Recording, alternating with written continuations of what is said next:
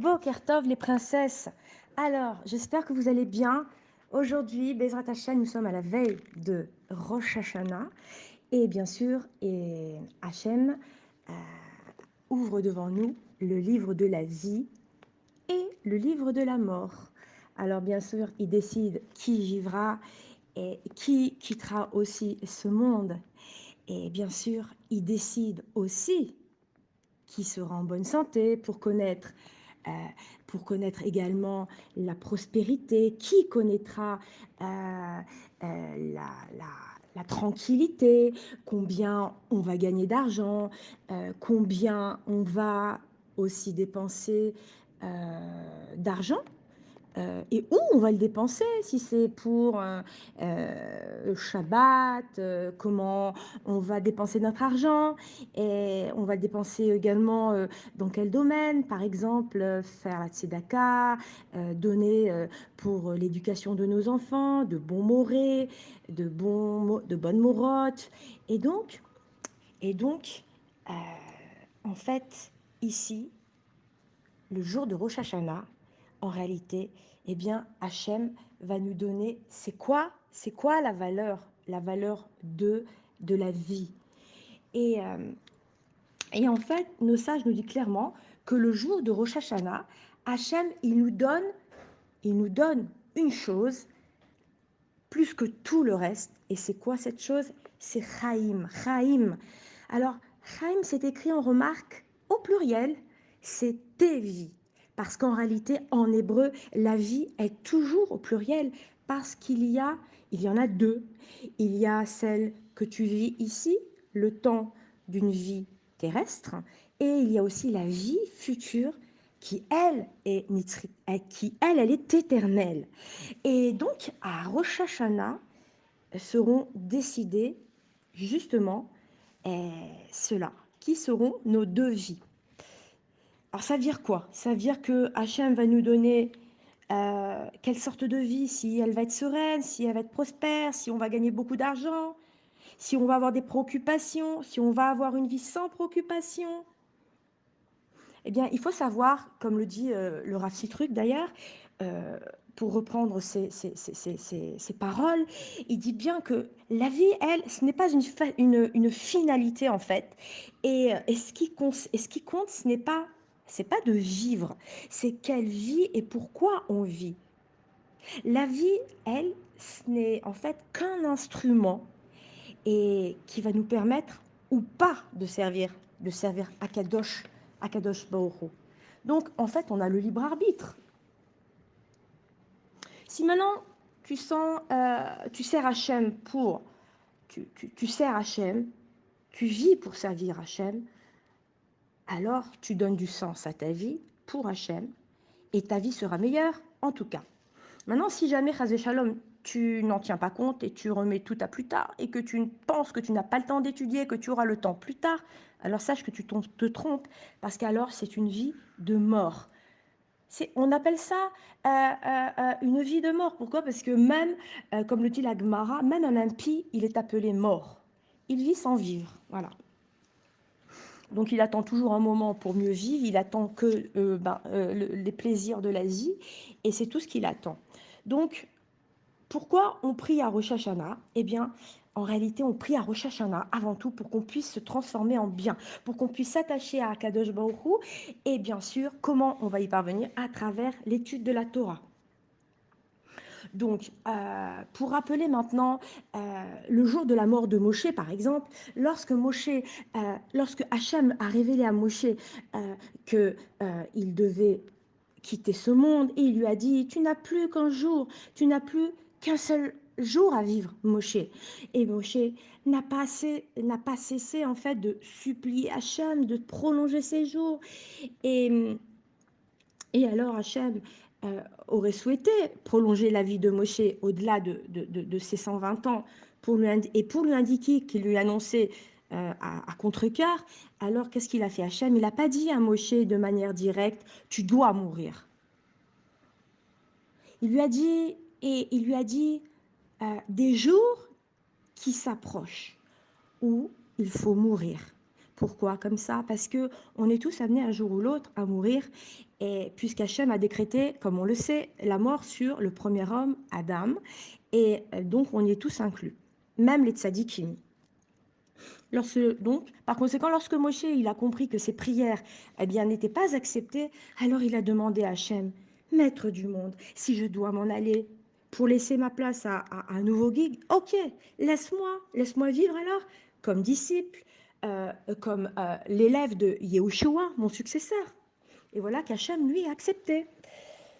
Et voilà qu'Hachem, donc, et voilà que Moshe s'est rendu, au moment où Moshe s'est rendu donc à la tente de Yeshua et ils sont allés ensemble vers le Ohel Moed. Alors Moshe a interrogé Yeshua et, et il lui a dit Yeshua, quelle communication divine tu as reçue? De quoi vous avez parlé, toi et Hachem?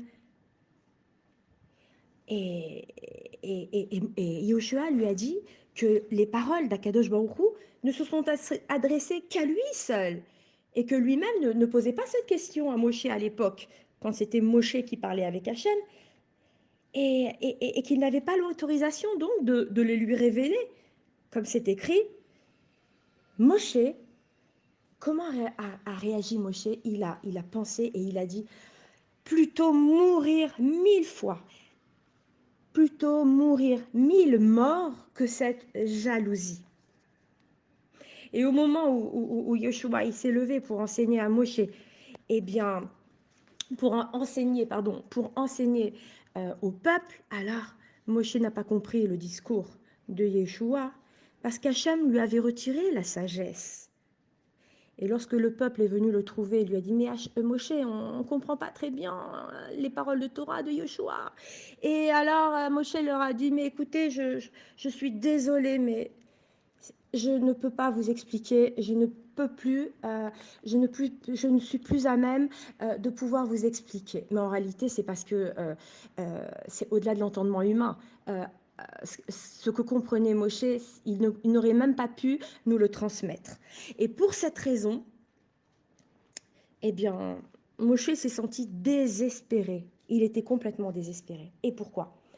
Pour en revenir justement à ce que c'est la vie. C'est quoi la vie? Eh bien, la vie, en tout cas, elle signifiait pour Moshe l'acquisition de plus de Torah, l'acquisition de plus de mitzvot. Et bien sûr, cette opportunité de pouvoir étudier la Torah, de pouvoir faire des mitzvot, eh bien, elle prend fin avec la mort. Donc, Moshe, ici, on voit que Moshe a utilisé chaque instant de sa vie pour se perfectionner spirituellement. Et voilà qu'une fois que cette opportunité lui a été enlevée, eh bien, la vie a perdu pour lui sa valeur. C'est ça la valeur de la vie pour nous aussi.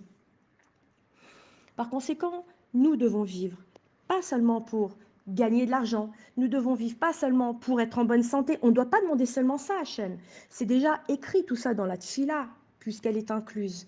Mais on doit demander également à Hachem de nous permettre de nous approfondir dans l'étude de la Torah, de nous donner les corottes pour étudier. Si on n'y arrive pas, de nous aider. Et on doit surtout prier pour justement le peuple entier, pour que tout le monde puisse y arriver. Parce qu'on a une alliance avec Akadosh Baruch Hu. On a une alliance et cette alliance, c'est Kol Israël, Arivim Zebazé. C'est-à-dire qu'on est tous solidaires et responsables les uns des autres. Et ça, c'est la clé de notre histoire. Nous sommes tous dans ce monde un peuple unique. Nous sommes solidaires les uns des autres. Et donc, nous devons nous aider. C'est clair que nous devons nous assumer. Et à cette condition, euh, étudier, c'est bien, mais aider, c'est encore mieux. D'accord? Donc, à Rosh Hashanah, une chose qu'on va demander à Hachem, eh bien, c'est non seulement pour nous, non seulement pour les autres, mais c'est aussi de pouvoir voir Hachem réintégrer sa place ici-bas, dans ce monde ici-bas, qui retrouve sa maison. Et bien sûr, alors une chose qu'on va devoir, mettre en application et ça, c'est pas une mécanique, mais c'est sûr qu'il faudra beaucoup pleurer. Pleurer, pas des larmes superficielles, parce qu'il ne s'agit pas de pleurer, de se forcer seulement. Bon, bien qu'à des moments, on doit se forcer à pleurer, mais là, il s'agit de larmes qui viennent du cœur, des larmes qui vont exprimer notre trouble, euh, qui vont exprimer des larmes qui vont exprimer que nous sommes mal dans ce monde, que nous avons un choc profond et que nous ne pouvons rien surmonter sans Hachem, sans la Torah d'Hachem. Nous avons besoin de lui, nous avons besoin de ses forces et par conséquent nous avons besoin d'Hachem. Et justement, comme c'est écrit dans la Gemara, Dieu nous dit que chaque goutte qui tombe du ciel, eh bien, elle ne tombe que si d'abord il y a eu de la terre, des gouttes qui sont montées. Et alors là, Dieu nous répondra à nos tfilotes. Alors voilà, aujourd'hui, le moment est venu, bien sûr. Nous sommes préparés tout le long du mois de Elul. Nous avons pris le temps, nous avons fait comme nous avons pu. Et bien sûr, euh, une grande teshuva. Nous faisons une grande teshuva et nous avons demandé et dit à Hachem, bien sûr, que nous regrettons nos erreurs, que nous regrettons nos erreurs, nous regrettons tout ce que nous avons fait qui n'était pas louable en tout cas, que nous regrettons, que nous appliquerons à ne plus recommencer et que nous nous engageons, Bezrat Hachem, avec son aide, Bezrat Hachem. Pourquoi? Parce que bien sûr, nous, on peut s'engager à tout dans la vie, mais on est sûr de rien, si on y arrivera ou pas. Mais en tout cas, nous avons le libre arbitre de vouloir. Alors, nous demandons à Hachem de nous aider à y arriver. Nous demandons à Hachem d'y parvenir et nous y parviendrons parce qu'Hachem aura bien voulu également. Et je vous souhaite de passer, alors, bien sûr, des fêtes de Rosh Hashanah dans la plus grande joie, avec la Simchat Balev dans le cœur. Et surtout, une chose très, très importante, c'est que à la veille de Rosh Hashanah, eh bien, nous avons beaucoup d'accusateurs qui arrivent et qui veulent nous empêcher d'avoir de la simcha, d'avoir du shalom à la maison. Alors attention, tout le monde a raison, personne n'a tort. Nous restons calmes, nous avons un sourire sur les lèvres et nous disons à notre Yetzer Hara, ok, plus tard, oh, je reviendrai vers toi, plus tard. Et comme ça, lui, il nous oublie. Et puis le lendemain, quand il reviendra, s'il revient en tout cas, nous lui dirons encore et encore la même chose. Mais nous aurons fait ce que nous aurons pu. Alors soyons besimcha. Et bien sûr, ce grand jour, nous soyons tous inscrits dans le livre de la vie, dans le livre de la vraie vie. La vraie vie, bien sûr, on n'a pas oublié que la vraie vie, eh bien, c'est la Torah. Parce que sans la Torah, qui est la boisson de nos enfants, comme on l'a toujours dit, en tout cas à l'école, on l'a entendu de nos enfants qui viennent nous rapporter, oui, la vraie vie, c'est la Torah, et ben on doit continuer à le leur enseigner, parce que la vraie vie, oui, la vraie vie, c'est la Torah, c'est vivre en conformité avec la Torah, parce que si on ne vit pas avec la Torah, eh bien, on n'a pas de vie. Et c'est ça la valeur de la vie. La valeur de la vie, comme l'a été pour Moshe, au moment où il n'a plus pu, il n'a plus il a perdu cette opportunité justement qu'il avait de pouvoir prier sa perfection sur le plan spirituel et cette opportunité lui a été enlevée, alors la vie a perdu pour lui sa valeur. C'est ça le vrai goût de la vie. Alors surtout, surtout, demandons à Hachem de nous y aider, de nous donner une vie, une vraie vie avec lui, en écoute avec lui, en conformité avec lui, pouvoir avoir les forces d'étudier et surtout si on n'y arrive pas alors qu'il nous donne l'opportunité et toute son aide pour y arriver. Et alors quand on est prêt et qu'on le lui demande avec un cœur pur, avec un cœur brisé, alors c'est sûr qu'Hachem va nous aider. C'est ça la valeur de la vie. Torah Chaim.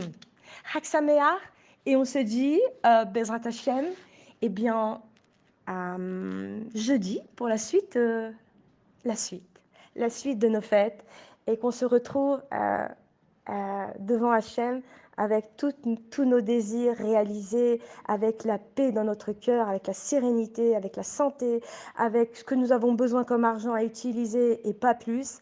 Et bien sûr, bien dirigé. C'est un test, attention. Je vous embrasse à toutes. À bientôt.